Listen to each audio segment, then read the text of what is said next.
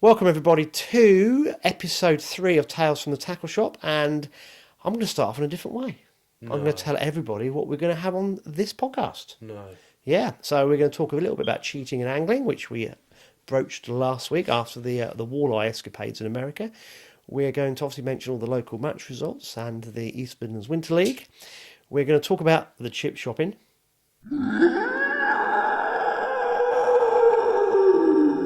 Midlands Winter League. We're going to talk about the chip shopping. Midlands Winter League. We're going to talk about the chip shopping. We're going to talk about the chip shopping. Definitely. Obviously. Yeah. And who received what recently. And who's getting it this week? And also we'll touch on the Daiwa trade show that we visited last week, because that was interesting, wasn't it? Yeah.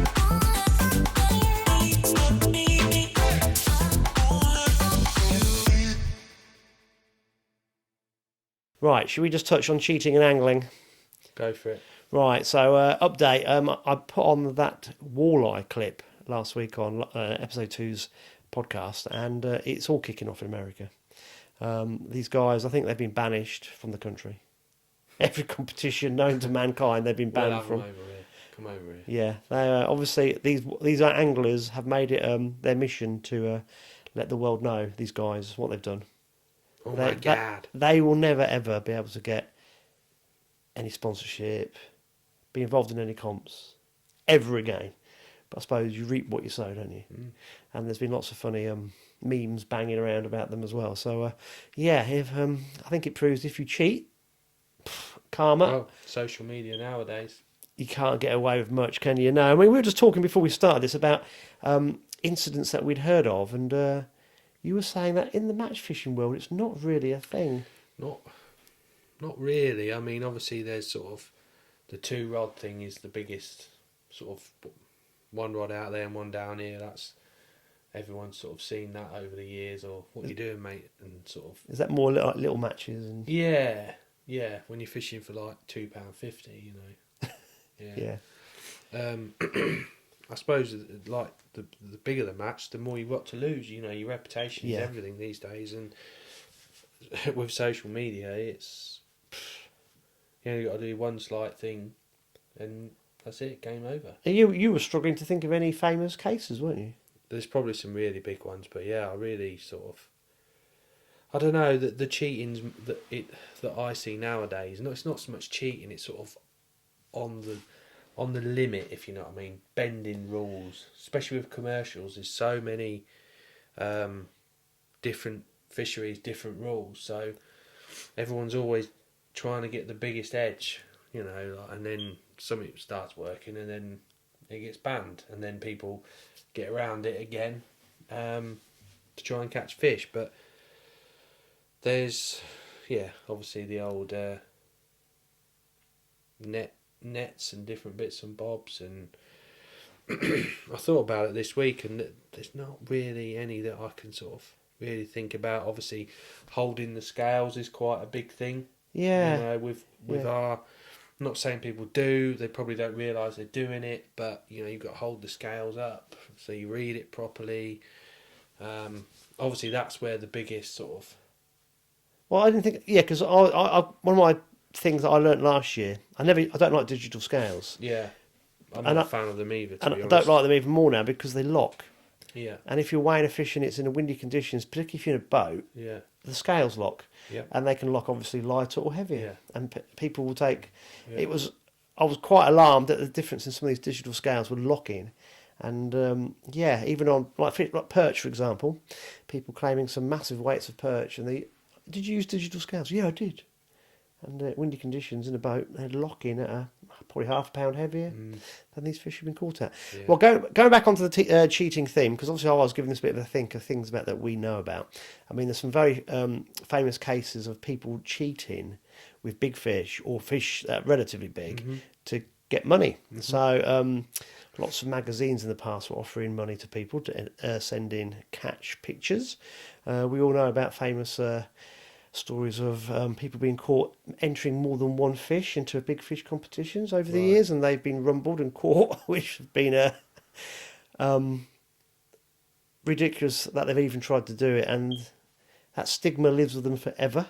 I got told of a recent story by a friend of mine that he knew of a guy that he was catching catching big perch, and what this guy was doing, he was flipping the digital picture Right. and resending in the picture, so the fish was the other way round, Yeah. but forgot he had a hat on with writing. So it wasn't a Daiwa hat, but imagine Daiwa one week, and the next time he sent it in, it was a wead, or whatever Daiwa is backwards. So, I mean, that's just mental. So he got caught, and of course, he was social media. He got caught very, very quickly and was dragged through the coals. We've got lots of famous anecdotes from back in the day with people. We just say with grass on jackets, stuff like that.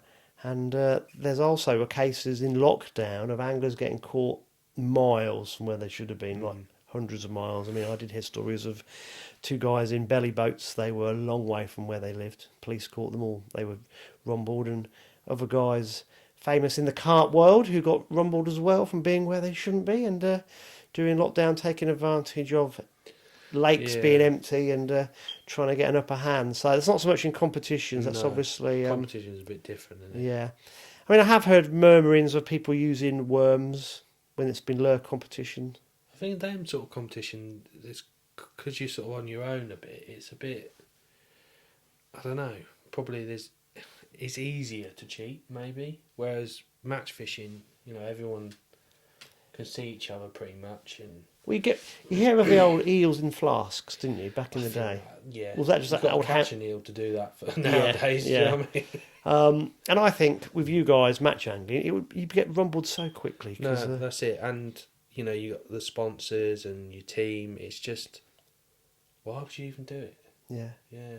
I mean, going back to the commercial fishery side of things, there's some fisheries have a minimum lash between your float. I was going to mention this, yeah. So it's like, unless the float moves all the time, and people are like, they want to fish a bit shallow, and they got it on like, put it down, and then someone's looking. That's such a. What is it? So that's quite up. So for people, because I didn't know this, the lash you're talking about, your hook, the distance between the pole, where it's attached to the pole, the line is attached to the pole, and to the float. Yeah. So why is that important to? Why do fisheries have that rule?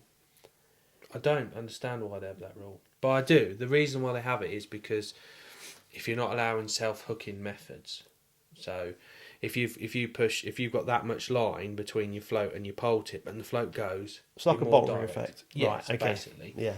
But at the end of the day, you want people to catch fish, don't you? So the fish aren't. It's not an advantage for the fish, only that they're going to get caught more. Is the reasoning that it's less, in their eyes, is less skillful? I think a lot of it is because anglers that can't fish shallow like to moan about it. So it's one of them, well, I think that's silly, the same old argument with commercial anglers is mugging or dobbing, There's an art form to it, any sort of fishing, but some people are like, standing up. Well, you're standing up so you can see the fish, I understand, but people don't like it. So some venues ban standing up, which is... Do they really? Fair enough, yeah. You have to, you can't drop it in a fish's mouth. You've got to lay the rig in. There's loads of rules around it, and different fisheries have their own take on it. That is another grey area. There seems to be more grey areas in commercial fishing nowadays. Yeah. How would you, as a fishery, very difficult in a match to enforce those rules if someone was not clearly breaking them? It's the same old scenario. People come and tell you at the end. Yeah, but it's too late. It's too late then. Yeah. You can't enforce it. So, you haven't got VAR. Well, that's it. You got Timmy he running said, around. She said. Do you know what I mean? And it just causes bad feeling between anglers. We don't have many rules at rookery. Just for the simple fact, you need someone to police it all the time. Yeah. The more rules you have, the more people try and bend them and get round them and stuff like that. So we just try and keep it simple as we can, and I like to think we've got a good atmosphere. Okay, we've got some exceptional anglers fish there, but there's always a good atmosphere there when you fish. Yeah, there's all sorts. You hear of rumours and different bits and pieces from up and down the country, but nothing really stands out, to be honest. I don't think I mentioned this on last week's podcast, but I did a little bit of research because I was intrigued with this walleye cheating, because bass fishing in America is huge. I mean, the whole American industry has got, is it $10 billion a year is involved in the whole fishing community in America. It's incredible, really. And obviously, bass fishing gets the lion's share of it, I'd imagine, because it's huge, isn't it? And when I started looking into this story, some of the bass fishing stories were incredible. So I think did I tell you? I told you in the van, didn't I? Driving to the Daiwa trade show. But yeah, there's one guy who was infamous for he had a nickname, the magician fisherman or something like this. They called him something, and he was on some of the big sports channels. I think this was 10, 15 years ago in America, and he was a nobody, and suddenly burst onto the bass fishing scene and was thrashing everybody, and he was even predicting his results. And what he was doing, he was going to private bass ponds, catching 4, 5, 6, 7 pound bass, which is a lot easier on these private ponds because they're just mug fish, and he was then going to the venues and setting up this very bizarre trap, that box holding these bass that had an entrance that was too small for the bass to swim out.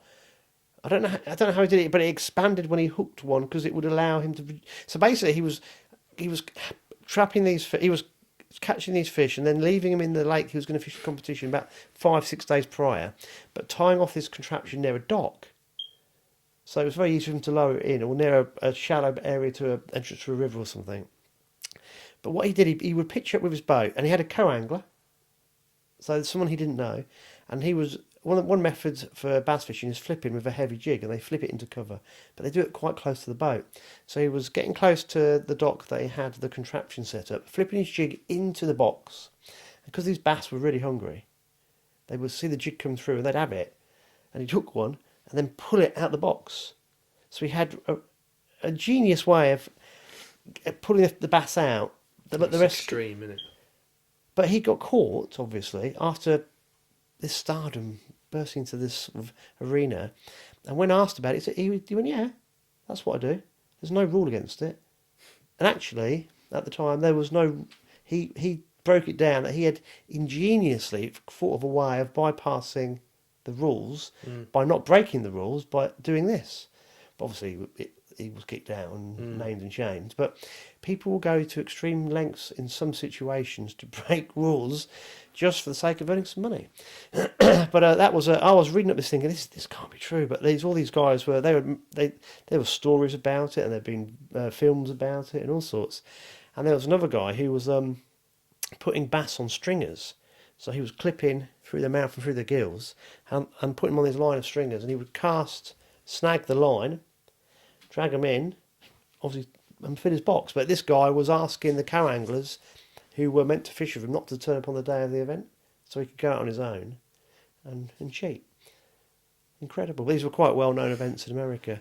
But so in fact, nobody sent us any comments about any known cheating that they know of in this country in matches, and I would imagine it is very, very limited. There's no major advantage because you're going to get caught instantly. And I imagine all the matches that we're talking about that you guys fish, it is pretty obvious if someone blatantly does it. You get all the old cheating at the draw, don't you? Like, oh, he's got it in his pocket and all that. I mean, it's all snide rumours and... Well, in the big matches, it's envelopes anyway. It's nonsense, isn't it? And if you run in a match, you try and make it as blatantly obvious that you're not cheating, don't you? Yeah. You know. Yeah. It just shows, though, in these bigger comps, particularly where it can be, the rules can be bent, people do it. So that's still banging away in America. That's huge news. And we've probably got examples of just individuals only cheating themselves, Alex, because at the end of the day, as soon as you go down that road of cheating, are you fishing? You're not, are you? You're not. If you're doing it for the wrong reasons. So I just thought that was a bit topical, that we should touch on it. Right, I've got a frog in my throat, and I'm looking down here just to remind ourselves what our next point on the agenda is. And did you want to touch on the old chip shopping? So, are we going to announce it now or just? No, just tell the tale of how it was Well, taken. Our Well, first victim obviously of the you put a year. little teaser, didn't you, on social media, and straight away people were like, "Oh, brilliant, brilliant, brilliant!" And I think last week there was 2 or 3 people thinking they were going to get it, but obviously Steve Slater got it, which he didn't look too happy about in the picture. So I don't know if you're going to show a picture. Yeah, well, I'll stick the picture on. Yeah. Yeah. He'd like it. Bless him. Yeah. And he could have won it again this week, but I thought it weren't fair to give him it again this week. I think that should be an unwritten rule. You can't Yeah. get it twice till No. it's running. No. No, unless you're a certain person.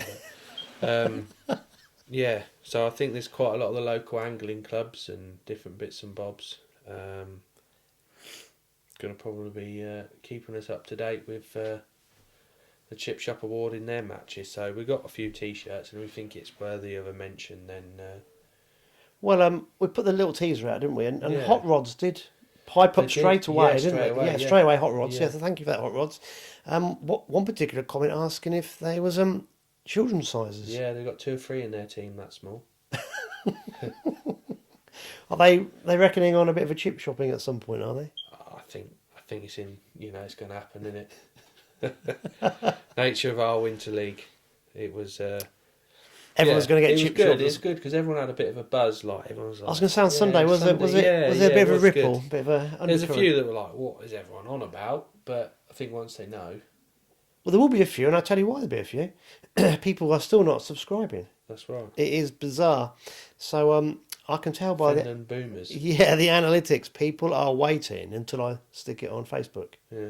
So it was late going on this week. I don't know what was I with you Wednesday. No, you just had lying, didn't I you? don't know what I was doing, but didn't Yeah. stick it up till like mid or late morning. You can see the figures suddenly shoot up as soon as it's on Facebook. Yeah, On the well, I think that's how it goes, isn't it? yeah, but it's not the best way of doing it, guys, because you miss out on any other stuff that we put on, Yeah. and things are going to ramp up, which we'll talk about in a minute, because we're going to do far more match fishing stuff on the channel.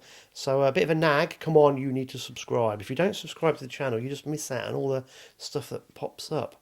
So so Hot Rods had a mention of the chip shopping, and there was a few other guys were enjoying the banter. Yeah. And I came to the shop, didn't I, end of last week, and Matt Page, Yeah. who's Well, not. he won't get it, will Well, he? he's not a family member because he supports the wrong football team, Yeah, never mind, eh? and 2, he's too tall. Yeah, that's Yeah, right. he's from the taller section of the clan, which must be a Plus, there's a big thing here. He's always on an MPEG, so he could only get beat one side. well, yeah. So yeah, maybe he's cheating. I doubt it. Yeah, I doubt No, it. we had a good bit of fun in the shop, didn't we? And yeah, who was the other chap? Liam. Oh, Darla. Yeah, he was in there, wasn't he? Yeah, he needs kid sizes. He needs a small, Coming doesn't his he? way, innit? Yeah. Don't worry. Yeah, he was giving it the big one as well, wasn't he? There's a few that can't wait Yeah. to give him a T-shirt. Was he fishing the canal? Or was that No, next that's week? this week. So he's not in the. Yeah, he- that's Saturday, I think. Oh, so he's doing Winter League Canal as well, is he? Pairs final. He's busy fattening up his squats, I should think. That's right. Yeah. Yeah. So Busy doing nothing normally, but they are. so Liam, We'll leave that one there. we've got your number with the squats He's as well. probably at a spa day or something like that. A what? Yes, exactly. Say no more. Having his skin manicured and Or if then spa day. spa day. He goes on spa days, does he? Oh, he's on holiday every other week, man. God, these tradesmen, he's unbelievable. Poor old boy. Yeah, how does he find the time? Just gets old people to do all the work. We'll get his t-shirt lined up for Got him. it sus, didn't he? He can have that one there. It's probably his size. He put it in the wash 3 or 4 times. Oh, I do hope he watches. No, I doubt it. But No. I know people that will tell him. Oh, put it right, that way. cool. Right, okay, we'll leave the chip shopping there for a few minutes. We'll come back to it later because, yes, there's going to be no escape for some people. We went to Donny, Lanos. Doncaster. Ah, When was that? Was it Thursday? Wednesday? Can't remember. Wednesday. Last Wednesday. Yeah. Was it? It was last Wednesday. Yeah, it was, yeah. I was right. I was in No, the it van. wasn't. Last Tuesday. Was it last Tuesday? Yeah. Wow. I lose track of time, days, years. Man of leisure now, aren't you? Well, I don't know. I've been doing stuff for your website, which we'll talk about as well. Yeah. It was kept me busy for. I haven't seen the sun because you've been nagging me. I knew it'd be my fault somehow. No, we went to Donny, didn't we? And it was the Daiwa trade show. It was. Yeah. It was good to see because there's not been a trade show for 3 years due to COVID. Again, I hate keep saying it, but it was good. There was a lot of new products there.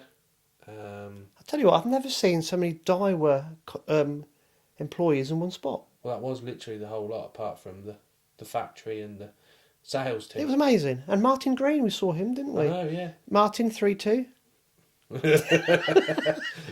They were all wearing Rangers colours, weren't they? Yeah, what's going on? They've all turned to Scottish football fans, haven't they? Yeah.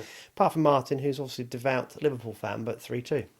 And he'll watch this and he'll hate me because I was messaging him last night and I was getting lots of bites, lots of nibbles. Yeah.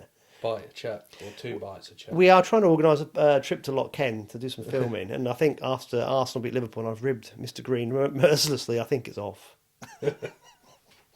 I don't think we'll be allowed north of the border, not particularly not with Daiwa because I upset him, but there we go. But no, Daiwa trade show was good, wasn't it? I love their reels. Yeah, you were obsessed with them reels, weren't you? Yeah, I still haven't got my freebie in the post. You're definitely not getting it. No, definitely not getting anything.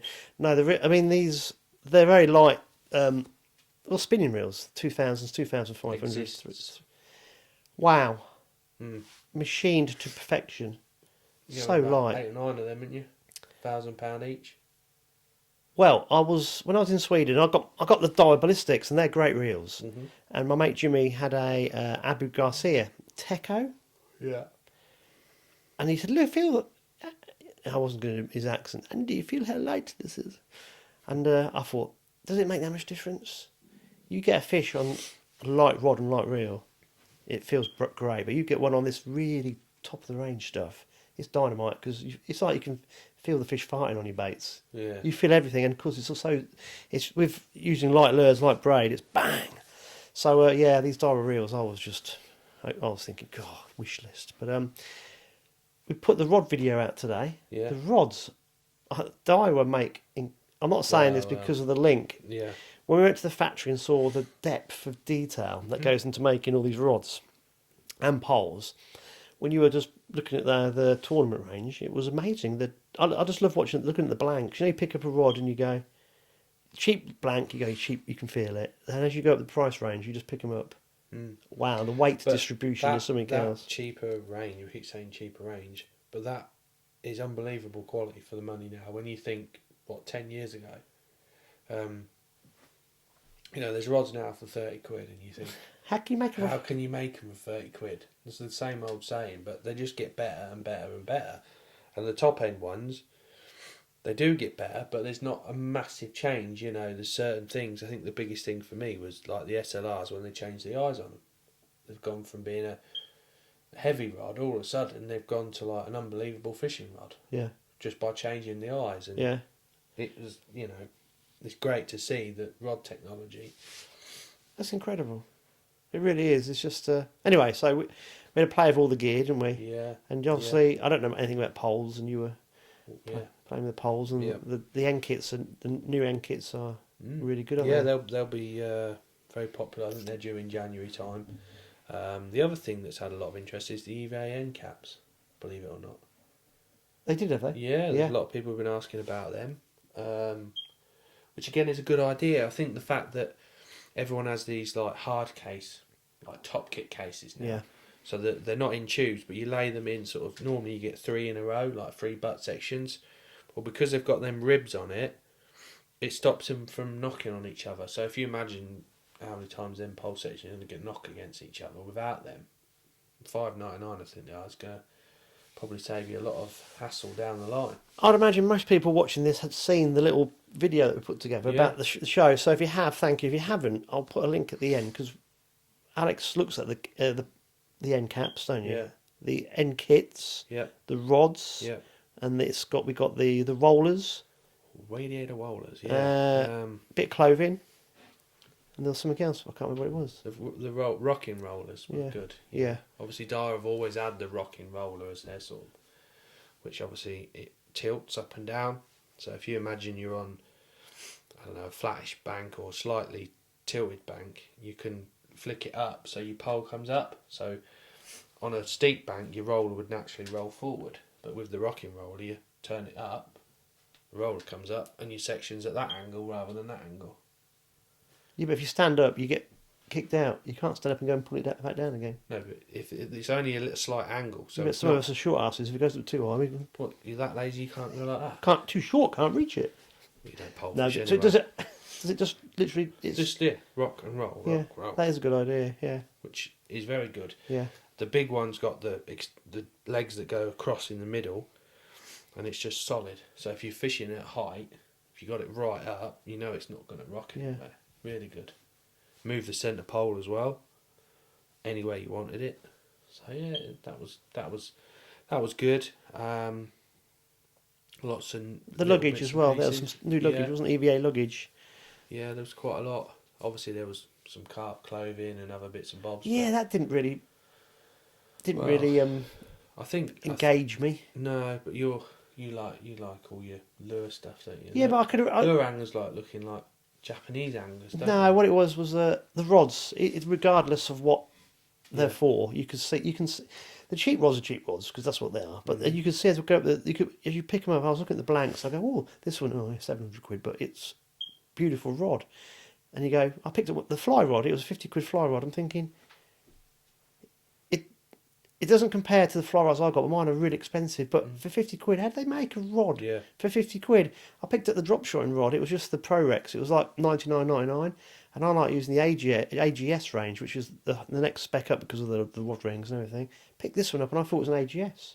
You're thinking, again, Yeah. that's a lot of rod for the money. Yeah. So what I like about it is they had a range of budget to mid to top range, Mhm. but you can visibly see and feel the difference. But even wherever you are in that range, you can appreciate the quality that's gone into it. That's what I liked about it. And the carp stuff, I think Daiwa aren't renowned for carp stuff, so they're probably finding their No, feet their within reels, it. obviously, they sell a lot of carp Yeah, reels. they do. Yeah. Is it yeah. the Bezier where it's the custom made one? Yeah. Yeah. I think their rods and their reels they do sell a lot of. Yeah. But the luggage looked quite good. The new luggage looked really smart. So I think it's gaining more reputation every year. I'll tell you what it is, in my head, you don't associate Daiwa with carp gear, apart from the rods and the reels, Yeah, do you? I think that's probably because of all the cord videos over the It years. is, yeah, it is. It's just been rods and reels. Branding, nothing else. mate, with yeah. different... Yeah. As a consumer, you link Coca-Cola with a fizzy... You don't link Coca-Cola with sugar-free Coke, do you? Yeah. It's Coca-Cola. Yeah. Daiwa, you don't link to carp stuff. No. You link Daiwa to match stuff and reels and rods. Yeah. Yeah. Nash, you link to carp stuff. You'd never... Bivvies. Yeah, you would never link Nash to match gear. No. No, it's just the Well, way... years ago, it used to be Nash. Did it? Yeah, Nash used to have a match range. It's the way it's branded, Long, though. long time ago. I bet there's some listeners I that never still knew got that. an old black Nash carryall or a hold. Really? Yeah, like it was like nearly leather. It was that hard. I remember Dad had one for years, and it just lasted forever. I think all the bottom ripped out in the end, but yeah, it's mad. But yeah, I mean, there was lots of things. There was a gilet. That was my favourite thing. Smart, wasn't it? Yeah. Yeah. It was Gore-Tex. Gore-Tex. That's the word I'm looking for. Infinium. Because you don't want to be too bulky. No. One of the things I've learned after all these years, the one thing I don't want is a thermal. I'll get to the is a thermal. Your thermal top Yeah. with a sleeve. Yeah. I'll tell you why. In the winter, if it's raining or I've got a big fish and I'm putting it back, that thermal gets wet and it wicks all the way up your arm, and everything else gets wet and you get cold. So the gilet is something that I don't have, and I'm thinking that would work because Yeah. you actually want less material on your arms Yeah. and more on your body, don't you? Yeah. And you want to be able to move. Yeah. And I'm thinking that gilet would be a nice bit of kit, and I like the one that was blue. Yeah. It was dark blue and black, wasn't it? Yeah. There was another one that was black and red, Red, yeah. The Which tournament colours. which didn't. Yeah, but for who's your mate? Millhouse. Who has to have? Yeah. Yeah, Oh, yeah. he'd like that, wouldn't he? Yeah. The black and red one. Yeah. Yeah, but I like the black and blue one. Yeah. So are you getting him a black and red one for his Christmas present? Who? For him? Yeah. Don't be silly. I thought you were. No.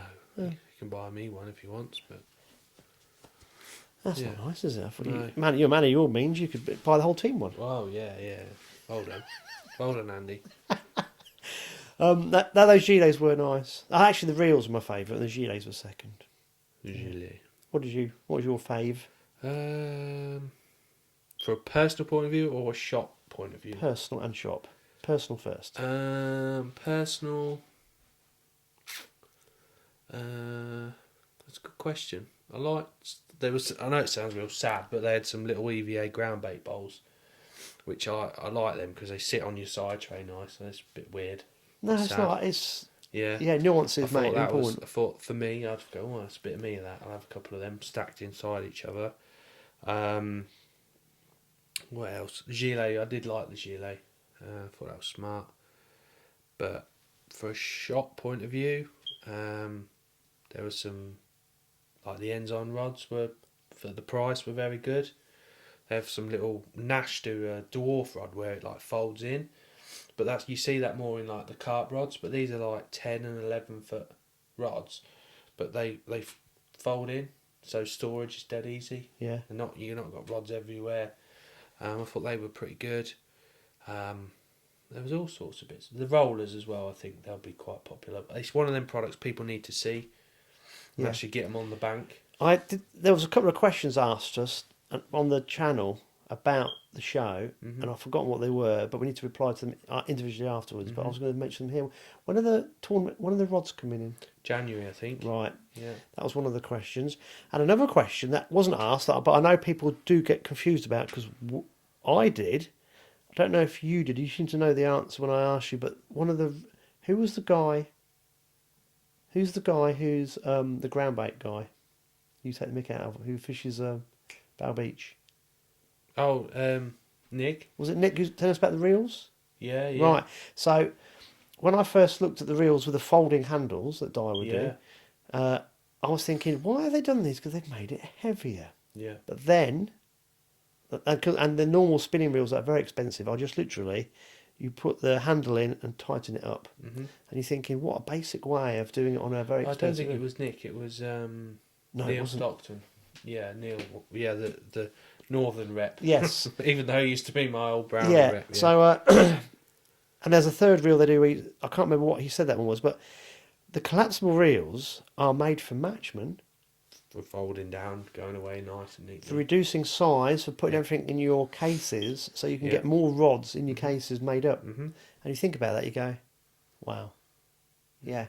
And the expensive spinning reels, the reason why it's a very basic handle that goes straight into the cogs is because you've got direct turning torque into the gears, into the drive. Yeah. And that is the most efficient way of having those reels made. And you think, actually... But for a match angler, them wind-on things are a pain in the stick arse. out a long way, yeah. Well, not that, as you lose them.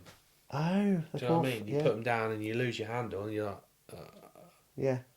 Whereas with that, you just fold it down nicely and away you go.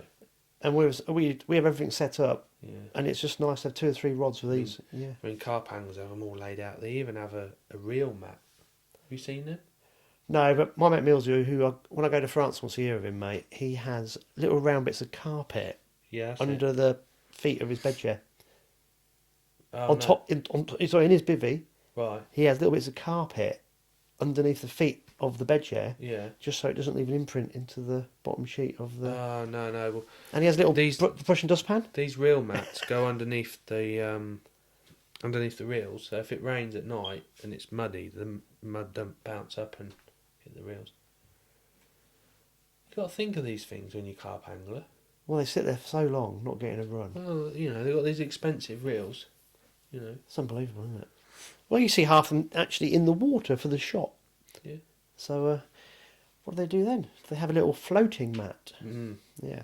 No, but the Daiwa Trade Show was really nice. It was good to see Richard Herf there, wasn't it? Half? Yeah. How do you say his surname? Herf. Herf, yeah. Yeah, of ex-Sheltons. He's now a Daiwa rep. I think all the reps, apart from Nick Howe, who's I think he does Ireland and Somerset. He's got quite a weird area. But all of them have been my rep at some point, I would have thought. Have they? Yeah. And you've managed to get rid of all of them? That's not me. They keep changing it. I don't pick and choose. Oh, I'm fed up with going to see Alex. Give me another area. Yeah. No, it's good to see him all. It was a really good fun day. So if you haven't, we put together a little montage that went out last week. Mm-hmm. Stuff goes on Alex's Facebook for Tackle and Baits. So if you haven't seen it, go and have a look. It was really, really good. And most of that stock will be in between... All different times. Yeah. This is the problem, isn't it? It's now hitting the demand because people are going to want The it. end caps should be in this week, which a lot of people have been asking about them. End kits, January. January. Martin Green, this is your fault. I've got to stop winding him up because we're never going to get to Loch Ken, are we? We're meant to be going in November, and he's probably thinking, "Sod you, Pagey, you're not coming there." No. No. I wouldn't either. I wouldn't invite you. But, Well, you're going with me. Mm. Going to film you both sitting there trying to catch fish on the feeder. No, pole. Are you going on the pole, are Yeah. you? Wind's going to be howling. It's alright. Got Daiwa poles, mate. Right, shall we get on to match results? Is that the next topic? Yeah. Is there any other topics we've got to cover? I'm looking at my little sheet down here. We did the cheating in angling. We did the chip shopping. Yeah. We were going to do a tackle review this week, guys, but somebody forgot to bring some stuff. No, I said we've got about millions of items in the Daiwa trade show to review. It was quite relevant, I thought. Anyway. What we were going to do, which we kind of didn't quite get organised. Alex, most people won't know this, and we need to make this well known that Match Winning Edges is actually Tackle and Bait's website, isn't it? Yeah. So there's a backstory to it which we don't need to go into, but it was going to be set up for one kind of direction, but still supplied by Tackle and Baits, and now it's going to be the Tackle and Baits website. Yeah, we've got a bit of work to do yet, Yeah. haven't we? So what has gone on this week has been a lot of Hydra and Sci-Y gear, so it's floats, terminal tackle. So if you didn't know that, I'll put a link at the end, and I'll put a little symbol up here somewhere so you can see it. So Match Winning Edges is actually Tackle and Baits. Is it going to stay Match Winning Edges name? I think that was your plan, wasn't it, for the short term at least? So yeah, that's it. That's going to be its name, and you'll see over the next months the amount of gear that's going on there will increase massively. So I keep looking at behind the camera. There's a green bag with all the stuff in, and we were going to review some of those products, but and Alex is right. They're not quite relevant to what you're doing at the minute. Not for the use really. No. I mean, Simon does fantastic floats and different bits and bobs, but I think next week we'll probably do a review of the sort of gear that we've been using on Little Port 10 Mile. It's obviously we've still got another round, so we can't. Yeah. Alex can't give too much away. Not that Alex we're doing any good. Yeah, you wanted to review the gear that you guys have used, which actually makes sense. Yeah. So I was kind of trying to rush through and get things done, and Alex was kind of going, "Well, let's do the stuff that we've used," but obviously make it a bit relevant. Yeah, so that's a good idea. So on next week's podcast, Alex will be reviewing some of the setups and some of the approaches that the teams had on the Winter League on 10 Mile. Yeah. Obviously, and the Little Port. Obviously, they can't do it now because they've got one more round to go.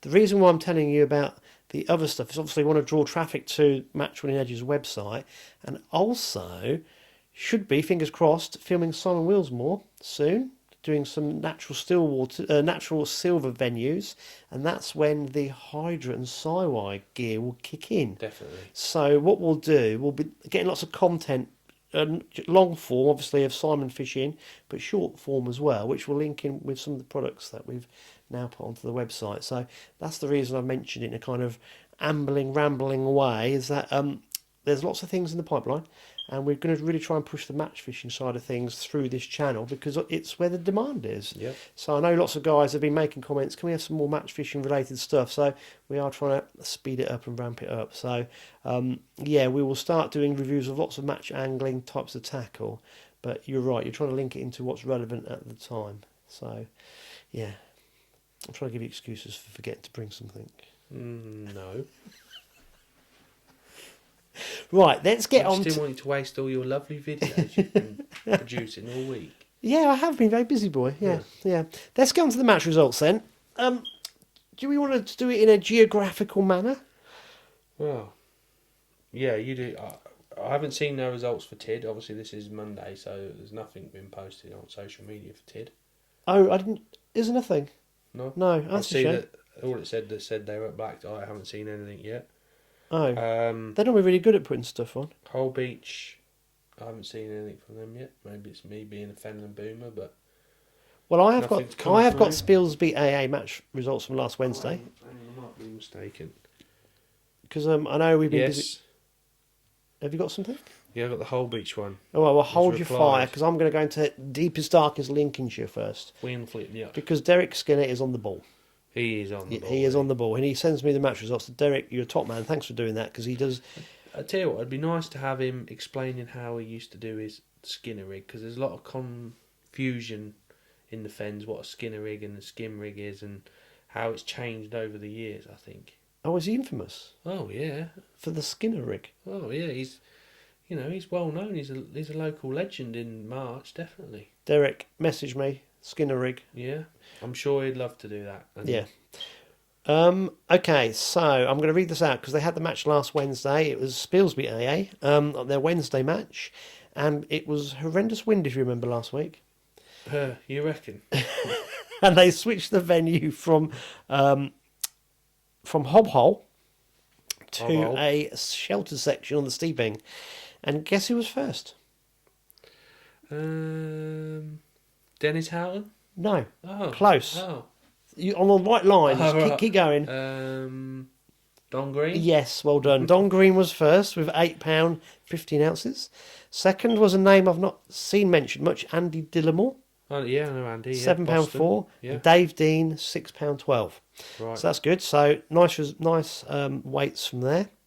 Obviously Derek's been doing the Wednesday matches, and he said if there's enough interest, he'll run matches on alternate Sundays, so as not to clash with the Boston AA Autumn League. So if you're interested, guys, that way, get in touch with Derek and let them know if you want him to do this. And the first of these will be Sunday the 16th of October. Draw 9 a.m. on the lay-by, fish 10:15 to 3:15. So Derek's more than happy to run alternate Sunday matches that don't clash with the Boston AA Autumn League. So that's really good. So Derek, keep me updated with the match results, please. And as Alex said, the infamous Skinner rig. The Skinner rig. And we won't go into more details. I think people would like to listen to that. Do we need definitely. diagrams of it? Is it? Well, Don't tell me what it is. it's a bit of a, it's a bit of a Fenland. Does Cheesy Bob use it? No, it's not good for worms. No. It's not a worm-friendly rig. No, I think, I've never fished when Derek was in his heyday, you know what I mean? But in this area, he's a bit of a celebrity, definitely. Then the rig he used to use and, beat all the top anglers at the time doing it and how it works and the principle of how it works is genius, really. Cool. Right, there we go. There's a challenge for him. Yeah. Right, so what Alex was doing earlier, he was messaging some of these angling clubs because we couldn't find the match results. And I believe Holbeach have been back in touch. Yes. I mean, they was at Decoy Bridge. And I think £1.7 won it, and there was quite a few blanks. So not Do not they need some ideal. T-shirts? I think well, yeah, maybe. I mean, obviously Boston had a match as well, which is in that area. I think I've got the results here on my notes. First overall, Don't block the mic though. what Put your hand was down. Ryan Cook with £12 3.5. That's not. Is that Cookie? That's Cookie's son. There's Cookie's- about 12 of them. Oh my lord, I'm going to get confused now. Son of Cook. Yeah, Son of Cookie. one of them, Ryan. One of them. Yeah, and then second was Danny West with 11.14. Third overall was who was third?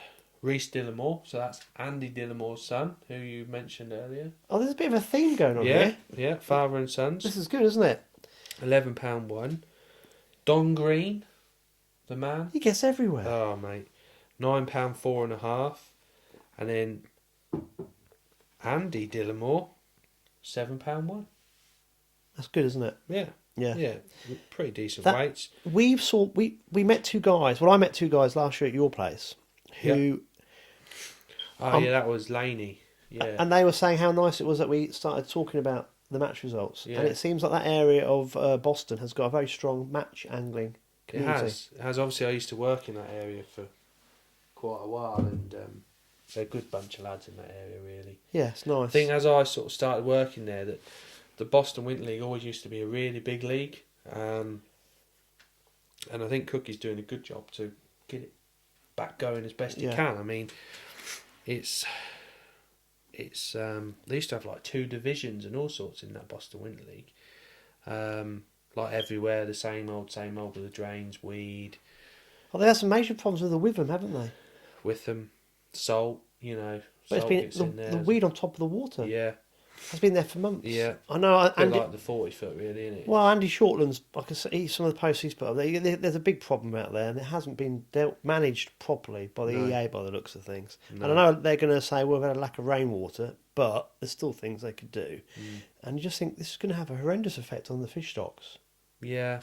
On the other hand, I think because of how warm it's been, the weeds grown. But on the other side of things, I think this year will be the best ever for fry and small fish. Well, if they can hide from predation. Well, but not that. It's because it's been so warm for so long. They've just been eating machines. Yeah. And they're just going to grow really, really quick. The algae that's in the water, the rivers have looked coloured. Not because of rain, it's been algae and stuff, and they just thrive on that, and they just get bigger and bigger. So I can see maybe not this winter, but in a couple of winters' time, there'll be a big boom. Yeah, and lots of waters. The fish fry life has been biblical. This year's fry. Yeah. I was speaking to Kai in the shop, and he was saying, "Has he ordered his T-shirt?" No, I've just got it on hold for him. He'll need it soon, won't he? Maybe on Sunday. Hopefully. So he was saying that they always say that like summer of 76, is that the hottest? He wasn't born then. No, but when they look at figures the year after, do you know what I remember about 76? The fish figures were just ridiculous. I was young and I was 6, 7, and I remember watching England play the West Indies on TV. Must have been cricket, it wouldn't have been anything It else. was cricket, yeah. And the pitches were parched. They were brown. The outfields were brown. Yeah. And it's when Viv Richards and all you were smashing English attack everywhere. Yeah. And it was amazing. The cricket wasn't fantastic because the West Indies in that time were, and the beginning of the 80s were brilliant. The fast bowlers were just something else. But the pitches, the outfield was brown. So I always remember, and you remember things as a kid. Yeah. And it was absolutely roasting hot for days. Don't think it rained for 60 days. Something like that. But he was saying the summer of 76, the next couple of years, the boom was immense because of obviously the amount of fry that survived. No rain, they're not being washed away, loads of food, they're just eating machines. So we'll see. Maybe this hot summer might not be good short term, but long term. Nature's an amazing thing, isn't it? And it always very resilient, and also there's booms and there's crashes and all sorts. So we've done Lincolnshire. Yeah. Now we've got no results from Tid yet. I haven't seen any of them. So where do you want to go to next? Do you want to go? We've got Ramsey, I should imagine. Proper back in the fen. No, we need to come back slowly from that way. I'm just thinking, who's next? Well, Whittlesey, I suppose. Yeah. Yeah. So Saturday series was on Whittlesey Dyke. Nice to see some pictures of the spoon and the Chip Shop Award. Yeah, well done, guys. So match winner was Arthur Smallman on the sluice peg, which everyone knows Whittlesey Dyke. There's like a little sluice that just pours water in and then stops and pours a bit more. And of course, that's just a natural feeding ground for every small fish in the river to go. He had £3.15. Runner-up was Jed Humphreys with £2.2, and then Andy Lawrence £1.14. So, not brilliant weights. No. But the main thing, Steve Smith won the Chip Shop Award. Hero. Well done, Steve. Yeah, got to keep it going.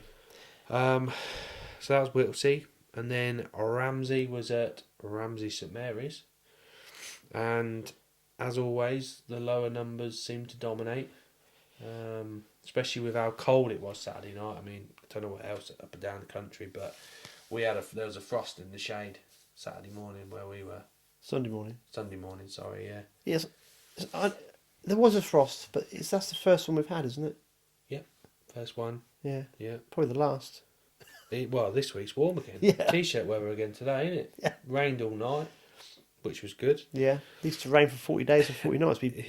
Yeah. Noah so, can get his ark ready. No, yeah.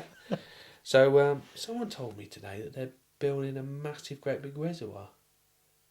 Right now, I've heard about this. Where did you hear it's going to be built? Well, this is news to me. You know, I've heard it's going to be built at Block Fen, basically going towards the 16 foot. Yes, that's right. Behind Skylark. Yes, and it's going to be absolutely massive. Yeah. So I've heard that. I it's heard gonna that be a 3 weeks ago. wildlife. So basically, are they just flooding the land again? I suppose, aren't they? You know what the alarming thing is, mate? But this is not till 2025. So Yeah. if anyone else knows about it, please tell us, because Yeah. someone told me today and I was quite interested about it. The reservoirs are going down because we haven't had much rain, but also there's far more people living in this country Yeah. than politicians will let on. And I tell you who knows how many people live in this country are supermarkets. Yeah. The supermarkets reckon there's in excess of 80 million people in the country now. Really. Because the supermarkets are very good at estimating what food they're going to have to buy in. Yeah. They've been doing it for years. They get Yeah, very yeah. good at it. And their sales tell them, and they know what the average sales are of X, Y, and Z for each family, or each head per population, whatever figures they use. And that's, you can see the water usage has been massive, because there are far more people in this country than people will let you believe. We've got too many people living in the country. Hence, they know there's a massive water crisis. Well, I think that'd be good. Can only be good. Well, it would be good if they let Andy on a boat and they don't let anyone else fish it. That'd be I don't perfect. think That's the type of fishing that I like. You won't be able enough to get on there when there's £30 pike in there. Mate, I'll find a way. So so Ramsey St Mary, Paul Kilby, Peg Kilby Brother of Andrew. which one's concrete and big fish? They're both big fish, to be honest. So Paul Kilby, £14 one. Next peg, Mr King, £10 5. Third, Mr Consistent, Benjamin Button. Oh, Yeah. he must be about 22 now. About that, yeah. And then a bit of a celebrity, Caster Blaster, had £4 9. You don't know Caster Blaster. I'm trying to think of the Ramsey anglers. What was Keith? Keith shows your teeth. But Caster Blaster, he did hold all the records. Well, a couple of the records on rookery for a while. Obviously, blasting casters. And now they're all gone. So his claim to fame is now gone. Sorry, John. John Payne. Ah, Yeah. So Caster Blaster. he likes to give it out. Put it this way. So we're giving it back. Yeah, £4 9. So I think you only fish for half the match, to be honest. But you either got it or you ain't, John, ain't you? So that was the Ramsey matches. Done all those. There ain't no other matches, only our Winter League match. Talking of John's, I do apologise, I've got another match. St Neots had the Nigel Memorial, which is sort of branching a little bit further in our region, but a lot of them anglers use the shop, and they're a brilliant club. I know we've sort of touched on them before, but it's really friendly. You know, you've got youngsters fishing, you've got all mixes of anglers' abilities. I think there's 23 of them fished, and Mark Dickinson won it. The milkman, £6 12. Runner-up was Mark Baines, 5.10. Mac McFiggins beat his old boy by 4 ounces. Mac had £5 4 and Graham had £5 dead. And that was on the Osiers and Riverside Park, for those that know St Neots. But nice. it's really nice, friendly club. Yeah. Perfectly run. Talking of friendly clubs, I fished the final day of the Lake Challenge yesterday on Rutland Water. Yeah. Fared very badly. Haven't really got into much comp fishing this year.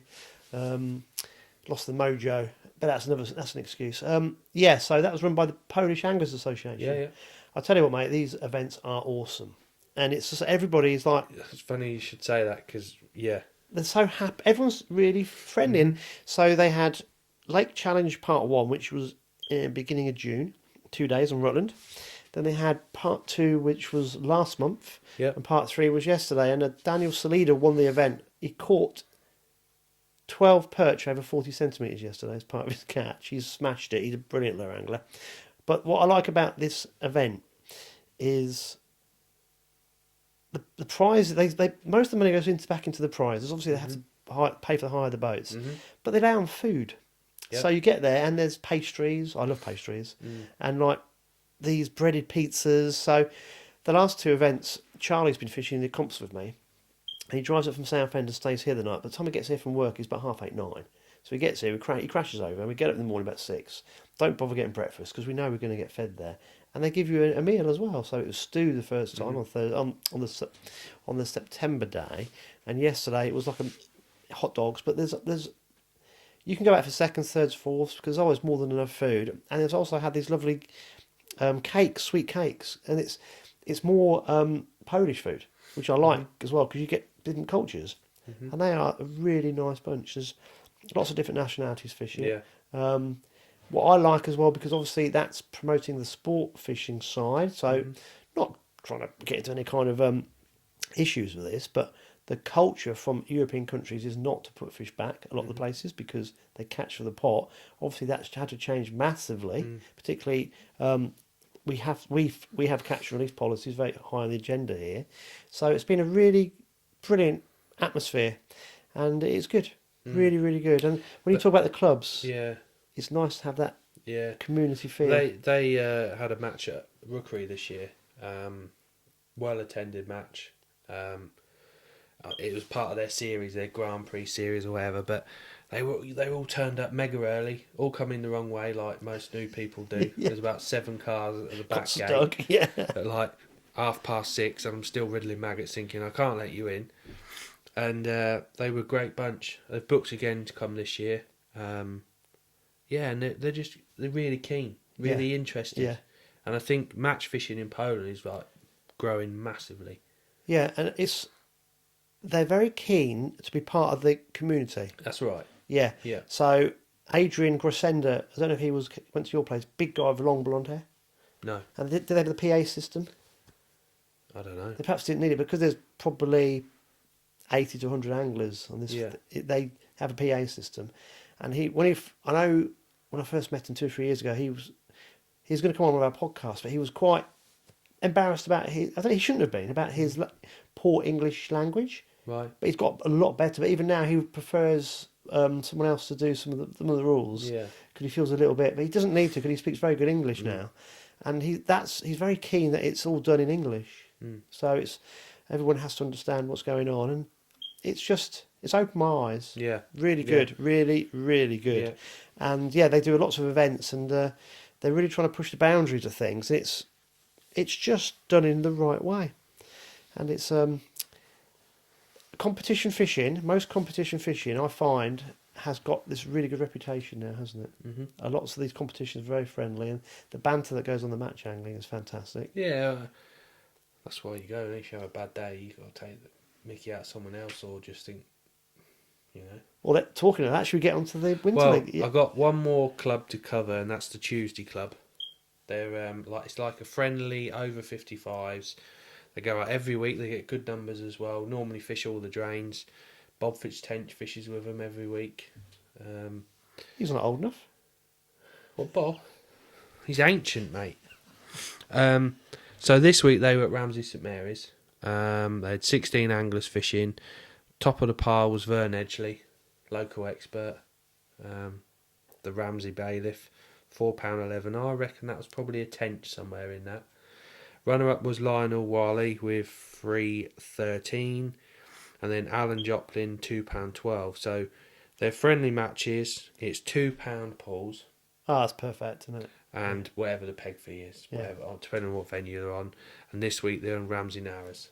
Do they meet up beforehand somewhere? I think they meet on the bank. So they're a good bunch. So if you're looking to fish on a Tuesday with a group of old boys that probably like to moan and groan, that's what fishermen do. Who do they contact to find out? Do you know what? I don't actually know. So just come and see me if anyone wants to. I can find out. For the short term, phone Alex. Yeah.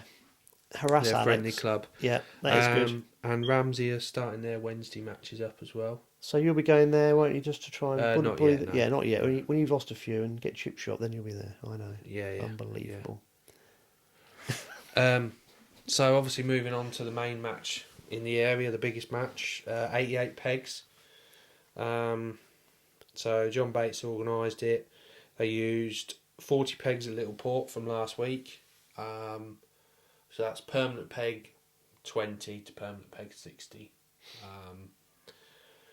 And then they used one section above Modney Bridge, 2 sections below it, and then a section at Brown's Farm, and then 2 sections of 8 in each section near the Whittlesey mouth. So a few people like to go and practice in the week, not mentioning anyone, me, if we can. And I don't think I've ever fished anywhere so solid in all my life. Where did you? Which section did you practice? Well, I practice in G section, which is where all the weights come from. So what day did you practice? Wednesday. You didn't tell me. I don't have to tell you anything, do I? When did I come to the shop? Must have been Thursday or Friday. Yeah. You kept that quiet. Well, yeah. Oh, Tell so everyone. so secretive. So Who have you been listening to? Nobody. Yeah. Pike anglers. Yeah. So yeah, I went in the week, had a bit of a go, caught 35 pound of roach in 3.5 hours. Did you? Done all sorts of different methods, and yeah, it was just rigid. I thought, why I've come today is because I won't draw it in a match, and I didn't. But hey ho. All in all, there was a bit of an epicentre there, which all the frame come from those 2 sections. Most of them come from the one section. The winner of the match was Darren Davis, £42.11. Loads of roach, like big roach, lovely fish. What, 6 ounce, 8 ounce? Yeah, up to that big. Some odd bigger ones, but average probably 2 to 4 ounce, I would think. See, back in the day, that used to be pound jobs along there. Yeah. Before the cormorants. Yeah. Yeah. Talk about the 80s. Yeah, showing your age now. So I was fantastic minus weight. 15. Minus 15, yeah. No. So he smashed it £42.11. Then another draw bag merchant, Pete McFadden, sat next peg and had £42 dead, I think. Wow. Third was Dan Abbott. He had £30.8. Mr. Watling Junior. Yeah, after surviving his chip shopping last week, which we didn't mention. Did you give him a t-shirt? No. Can you he do got it? away with that one. What, do it retrospectively? You can can't give. No. Oh, he'd enjoy it. No, he would. Yeah, he would. There won't be a single swear word come out of his There mouth. was quite a few last week that could have got it, but we went for the biggest chip shopping. He had £30 odd, and Gav Millhouse He drew draws. another end peg. He draws. Yeah, well, it's like the Polly and Watling thing, you know. Polly draws bunghole, poor old Watling draws crap. But the last few years, that's reversed. But they are. He'll be collaring me in the shop saying that. But yeah, it's Gav's on a bit of a draw bag, but you know, got to make the most of it. And he's had 2 end pegs, so he won't be getting a chip shopping soon either. He had £28 of roach, which is a mega day's fishing. It so is, isn't it? Yeah. basically, those 2 sections absolutely dominated, which is Modney Bridge towards Brown's Farm. Which one's modern? Is that the road bridge? Yes. With the traffic lights on? Yes. Yeah. Is Brown's Farm upstream? Downstream towards the railway. Ah, yeah. Yeah. It's nice and sheltered along there. Brown's Farm's not, but where Modney is, it's like lovely. Yeah. It's like its own little climate there. Yeah. But as you go towards Brown's Farm, there's a set of wires there, and I counted 18 cormorants on there on Wednesday. So those fish will last a long time. Yeah. Oh, God. The next 2 sections, well, Brown's Farm was one with 15 ounces. That says it all, really, doesn't it? You reckon the cormorants have pushed them up? Oh, without a doubt. Yeah. We've had cold nights, cormorants, angling pressure. They've just gone boom. Yeah. Got a warm week this week. Hopefully they move a little bit. Even if only half of them move, it'd still be good. The sections above, but below the railway bridge going up to the Whittlesey mouth were pretty downpour as well. They just switched off. For some reason, I think the best weight was 5.11 that side of the bridge. Had they been producing? Yeah, same old, catching on corn boy in the week. Really? Pellets, you know. Pellet? Oh, mate, it's silly when you go pleasure fishing. It's all right going pleasure fishing, but in a match, it's like totally different. Pellet. Yeah, pellet, mate. Soft pellet, hard pellet, and then Big red maggot. yeah. So then we'll move on to Little Port where I drew. You nearly got chip shot. I nearly did, yeah, yeah. I did check. That was my first one I checked. Don't worry. Halfway through the match, I thought I'm going to be getting one of my t-shirts this week. Yeah, it was a frustrating day fishing. The wind. Less than £1, wasn't it? Otherwise you would have been. Or just, Yeah. Rob Bewerson's... Come on, guys, next week. Let's get Rob bait. Bewerson's done it dead right. He's had £17, which was a standout weight, really. I heard that you got a Daiwa tackle and baits had like in Stewart's inquiry about the pegs you drew in that match. We drew 1, 2, 3 and 4, so it was great, innit? I think the problem is all our anglers are drawn in the same section, so I think none of us drew, apart from Gav, obviously, in the epicentre. And then everyone else, poor old Goddard's had 15 ounces to win Brown's Farm. And then Ray, Kevin, Adam were at Whittlesey Mouth and they've caught next to nothing. So yeah, and then there was 4 of us all in a row at Little Port, and poor old Price who sat in the middle of a load of dross as well. At Little Wee Port. John. Wee John. Wee John. Wee John. Yeah. He's told us that's actually his proper nickname. Wee John. Wee John, and he doesn't hate it at all. No. No, doesn't hate it. No, No. so everyone else. So if you call him Bag Purse or them other ones we've got for him. He dislikes those, but he likes to be called Wee John. Yeah. Yeah, he's going to love you. Yeah, I know. So yeah, moving from Little Port, the next sort of sections were pretty grim. I think Polly was standout weight in one of them with £3.13. Basically, near he got towards where we were, the better the weights were. And then near he got to that ever end peg, the better the weights got that way, which is Little Port on the news all over. So coming on to the chip shopping award, as we're up that way, put it this way, this angler is known for catching an odd fluky tench quite early in matches. He's another one, you've either got it or you ain't, do you know what I mean? He's, one of the old Cambridge boys. Does he know he's getting it? No, he's another pricey. There's only one price. But he says when he's football, he's England. Oh, come on, England. Yeah. Rugby, Wales. Oh. He's another plastic Welshman. Oh, honestly. Him and Pricey. God hope we beat them in the Six Nations this year. Wales are an ageing team. So he probably knows who it is by now. But Rob Humphreys, you have been chip shot. You've had £24 one side and £13 the other. So you give me all the shit in the shop this week. Now you're getting it back, mate. I've got it all your own. Has he contacted you yet before that we did the recording? No. So he has got no idea? No. Okay, so who does he fish for? What team? I don't know, whoever wants him. Will he be there Sunday? Oh yeah, he'll be in the shop, don't worry. Oh, so are you going to present the t-shirt to him in the shop? Yeah, he comes for breakfast every Saturday. Oh, yeah, nice. He's getting it. I'll get Pricey to present it to him if you like. Yeah, get a picture. Two please. Plastic Welshmen together. Yeah, very good. Yeah. So yeah, he'd been chip shopped. Well done, Rob. Well done, Rob. Thank you. Promote the... Never heard of him, mate. Promote the chip shopping, yeah. Yeah. I'll tell you what, there's going to be a lot of keen anglers want to draw those 2 sections on Sunday, even though it's a team event. Yeah, but we know who's going to be there. It doesn't make any difference. We know the same anglers will be there. So, it's a team match, isn't it? Don't matter. Got to do your best. Got to win your section. So, do as actually, best you can. I always forget how you guys do this. So, yeah. Which 2 sections? G and H, is it? Or yeah. Are the 2 sections you want to be in? Yeah. So, can you rig your team sheets so your best anglers are in G and H? Is it the random? Random. Is it because you have to put them in order, and then you get told you get? Yeah.